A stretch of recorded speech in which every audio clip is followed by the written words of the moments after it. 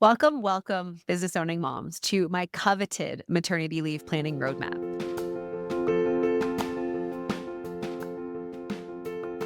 We are deep into my podcast takeover of the Maternity Leave Roadmap series.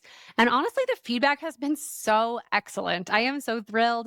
I love these little bite sized, digestible chunks of things that you guys can do. And frankly, I had a podcast years ago about operational support, with my company operations agency. And this was the exact format that I did the podcast in. So frankly, this is like life giving to me. I also listen to podcasts that are about this length. So if you're loving this, just let me know. Send me a DM at Ali Caffrey. I answer all my DMs. So let me know if you're enjoying the podcast and, these bite-sized chunks, and I can weave that more into the formatting of the show. But here we're on installment number 15. And I titled this in the roadmap series, Taking a Beat. It is so important to press pause for a second. And I don't mean just for maternity leave, because here's the thing that no one will say to you that I will, because I love each and every one of you very, very much. And I hope that you have an incredible maternity leave experience. Being a mom and entering into motherhood, whether it's your first time, second time, seventh time, it's hard. You have a different type of kiddo. Like, it's just your body reacts differently depending on the stage of life you're in, the age that you are. You think that you have it down, and then all of a sudden the baby changes, or you change, or something in the business changes, and it does get challenging. My hope, and the reason why I created Master Maternity Leave, is to make sure that moms felt like they had the resources and the community to be able to support them through this experience, because I had crickets. I had to do all my own research. I felt so alone. I felt like nobody understood exactly what I was going through. And it was just really, really hard. And I really, really felt like if I'd had somebody at least to just bounce some ideas around, I felt like I was taking from all of my professional relationships, where like I would talk with a colleague and then be like, oh my gosh, this is just so hard. And I didn't want to be that friend. And so often I would like shut down and I would just internalize. And then I'd be like, nope, you just have to keep going. Early motherhood is just hard. It's just hard. And then I would move forward and not think about my feelings or be with myself for a second. So taking a beat, as explained by my dear friend Lane, who supports me and coaches me through big decisions I have to make in my business. She says, take a beat. Just sit with your emotions, sit with the things that are happening around you. And I think it's so important, especially in maternity leave, because even though you're putting your business on hold, you still have a lot of demands on your time. You have a lot of demands on your body and your physical space. Your emotions are probably up and down. Of course, your hormones are up and down. And taking a beat is so critical. And I personally did not do this either time. And I think looking back, I did it late in my second maternity leave, and it was an absolute game changer, because assigning a particular time for me to just think about, like, digest what was happening, think about what was ahead, think about what I was really excited about doing, think about what I wasn't really excited about doing in our current ecosystem for the home. It's so amazing to just at least think about the things that you want.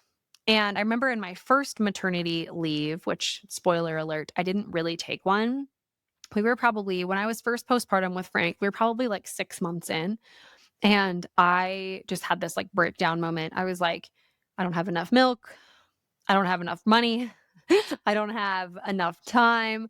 I wasn't hanging out enough with my baby. I wasn't hanging out enough with Steve. And it just felt so much like I was like, the expectations were so high of myself, and I wasn't meeting any of them fully. I mean, it was just out of control. And I remember standing in our kitchen. I had just spilled our last bottle of milk. Like, I just pumped. And I was a just enough producer, if any of the moms are listening. And Frank had an interesting latch. So I was pumping like almost exclusively at that point. And, I was a just enough producer. And I just pumped like 4 ounces of milk that would be like our extra supply, so that we had like some bandwidth. And I was going to like store it, and I knocked it over all over the counter. And I just had this like breakdown. I was like, nothing I do is good enough. I'm doing so many things. And I was like venting to Steve, my husband. And I was just like, I just don't know what to do. I don't know what I need, and all of these things. And had I scheduled in a beat earlier in the process, I may have been able to kind of process some of those feelings a little bit more healthily than getting upset and like I'd hit the final straw after I'd spilled milk. And so the beat is you doing yourself a favor before maternity leave. So let's just say, for example, you sit down with your spouse and you say, hey, listen, I'm going to schedule 2 beats for me in the 3 month period that I have maternity leave from the business.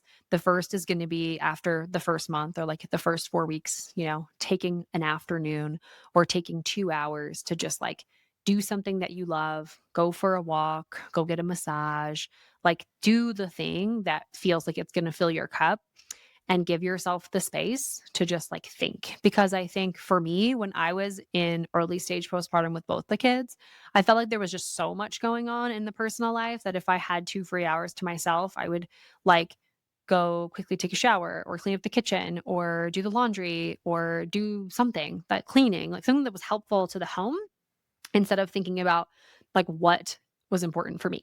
And so it doesn't need to look like 2 hours. You could even schedule in a beat like 20 minutes in the morning to journal or to stretch or to do something like that. But scheduling them in ahead of time, I think for my brain was so much more helpful because what happens when you get that free time is all of a sudden that flood of everything that you have to do comes into your brain and you are so much less likely in the moment to choose yourself over the baby or choose yourself over your husband or choose yourself over the house or any of those things. And it's going to be really, really important because you will find an excuse. I know from experience, it's happened with me. And I know that if I didn't schedule it in, it wouldn't happen. The other thing I do want to say about scheduling in a beat is a lot of moms I know, myself included, needed maternal mental health support. So, Postpartum Support International is an incredible, incredible resource. I found a therapist on Postpartum Support International, and something I wish I did earlier in the process, which I did with Jack, our second son, is I scheduled in just like a mental health check. So it's an hour with a professional. They're going to ask you how you're feeling. They're going to ask you how things are going. If it's there, you might not feel like you need it. Maybe not as early on in the process, but if it's there, you likely will take it and you'll likely feel better. I actually found it really, really difficult to get support in the postpartum time. And had I scheduled in a beat, had I scheduled in somebody to support my mental health, it really would have made a difference for me and the stress that I felt, postpartum with my first son and even my second son. So take the beat, schedule it in, take the maternity leave plan that you've created last episode and schedule in when you plan to take these moments to yourself, whether it's daily for 20 minutes or a couple times a week, whether it's a couple times during your maternity leave for a few hours or an afternoon. Whatever that looks like for you, please do it. It really does make the difference, even though it might feel at the like right now, like you're like, oh, I don't really have time to do those types of things. Tell your partner, tell your mom, tell your mother-in-law or your sister, like somebody who can come and help you to actually take that time for yourself because it's really, really important. I hope that you're enjoying the series and I hope that you take the advice to support yourself in maternity leave and schedule this in for you.